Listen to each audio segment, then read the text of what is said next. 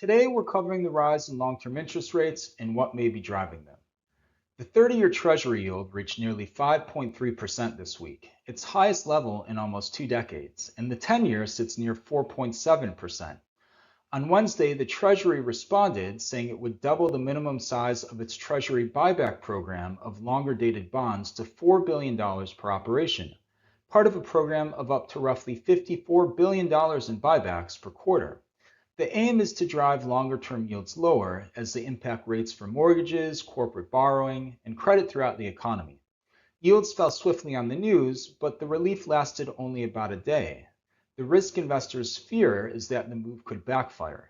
Without addressing underlying issues like deficit and inflation, markets may read the buyback as a sign of concern and push yields even higher.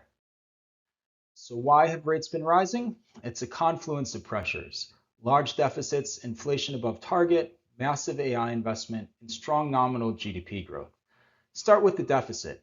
The US is running a shortfall of roughly 6% of GDP, even with low unemployment, a size that used to appear only after deep recessions.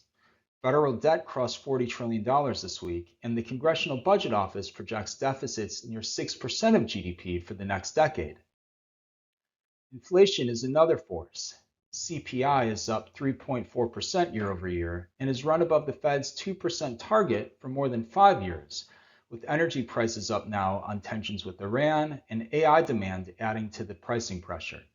When investors doubt inflation will return to target, they demand extra yield for compensation.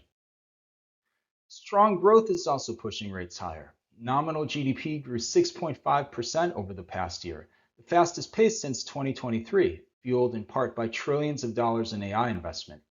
Interest rates tend to track nominal growth over time, and with the economy running this hot, long-term yields are unlikely to fall much despite the Treasury's intervention. Treasuries also face growing competition for capital.